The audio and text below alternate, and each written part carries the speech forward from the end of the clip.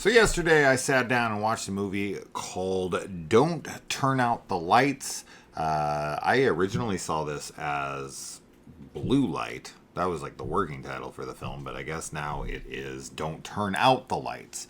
Honestly, I don't really understand why that title applies here.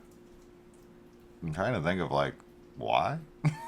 But anyway, so this is about a group of friends that get together for a friend's birthday party, and they are going to take an unexpected impromptu road trip to some music festival, which actually reminds me of the premise for the movie hashtag Amthad, All My Friends Are Dead, the Marcus Dunstan movie.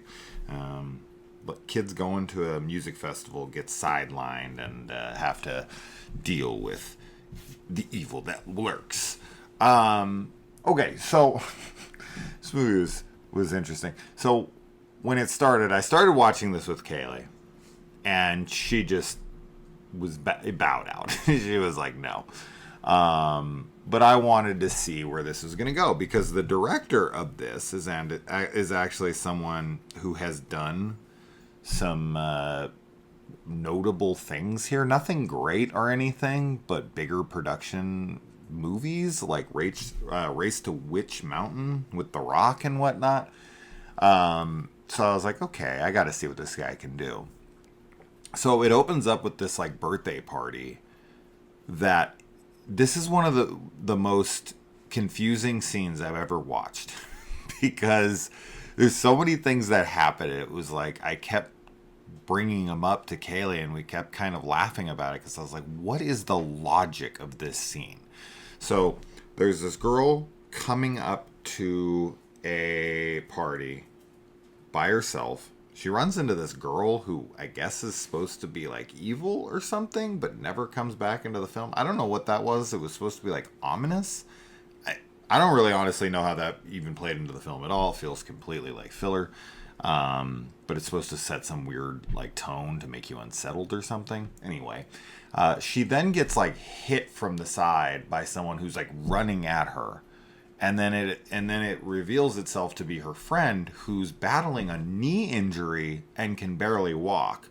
But this knee injury kind of goes in and out throughout the movie because there's other scenes where she's like dancing and then she has to do something later in the film, which they do address that she has a knee injury in that scene. But it's like, how did she like hit her from the side so fast when she can barely walk in the next? I guess maybe because she ran, her knee is now hurt and that's why she's running. I don't know. That was freaking weird. Then they walk up to this like arrangement, this table set with all sorts of like desserts and presents. Like there's all these presents that are laid out at the table. There's this huge like floral arrangement around this structure, and there's like a stage, and I'm thinking, this is like one hell of a party. Like, what is this for?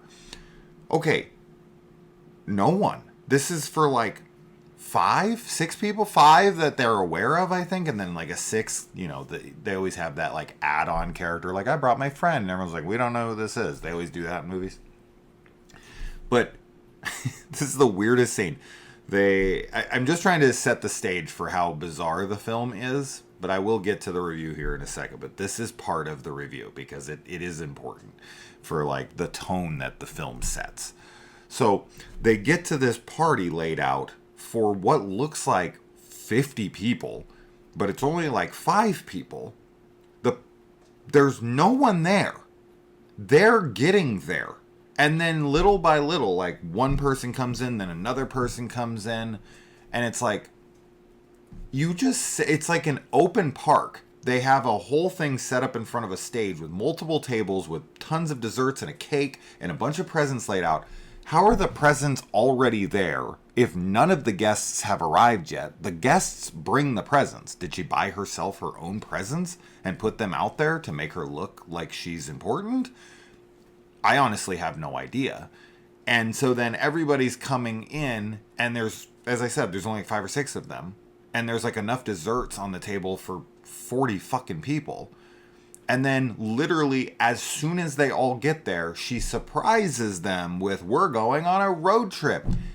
Get everything in the car. Let's go."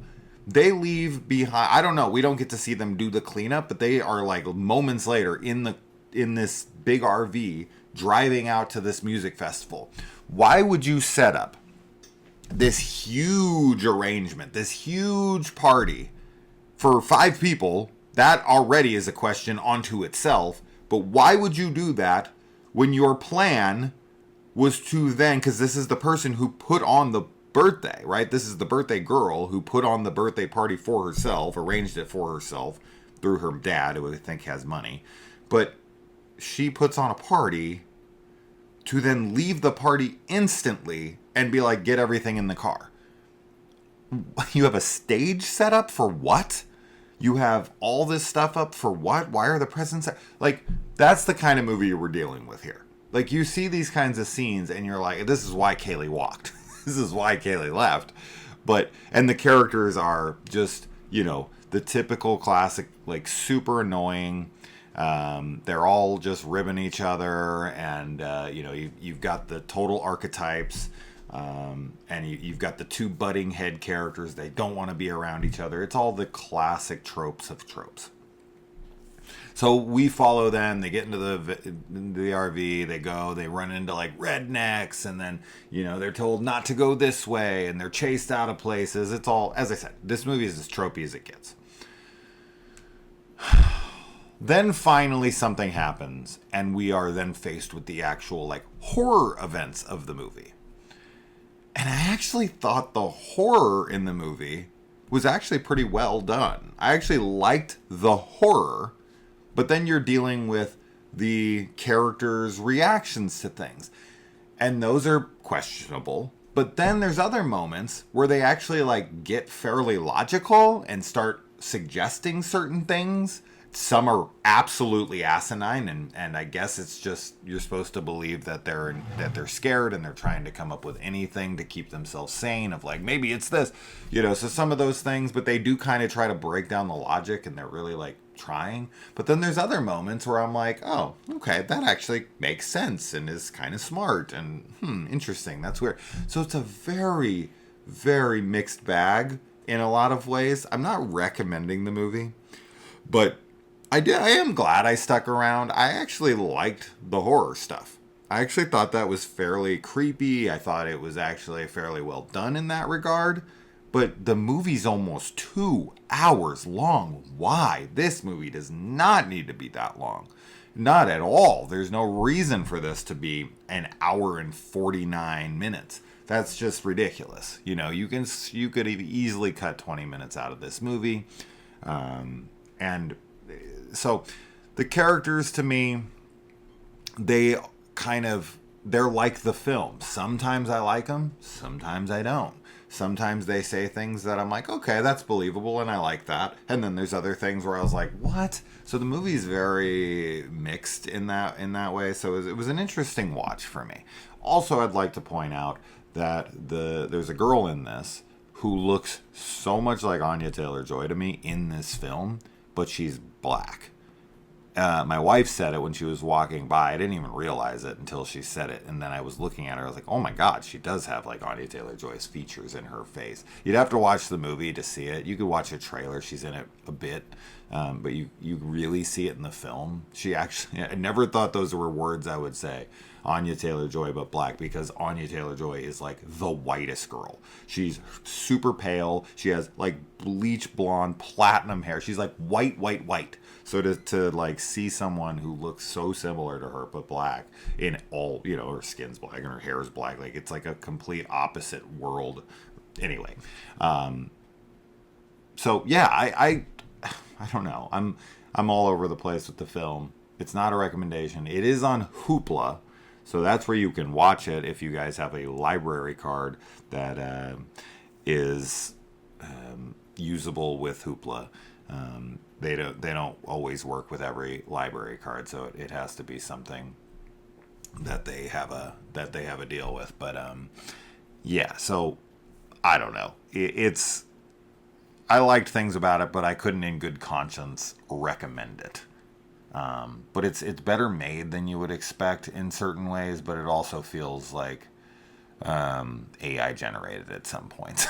So it was an interesting watch, though. That opening really had me going. I really can't explain any of that. The whole opening, I got nothing for you. The party, all of it. That makes no sense. There's plenty of other things I could get into, but that's the first 5 minutes of the movie, and I just thought it would be funny to talk about because if you guys, obviously half the people who watch these typically have seen them, and they're gonna laugh too, because they're gonna be like, yeah, I thought the same thing. Because how can you not? It's so ridiculous. Like, what the fuck? Anyways, that's that. Let me know if you saw it or if you plan on watching it or whatever. I'll see you in the comments. All right, adios.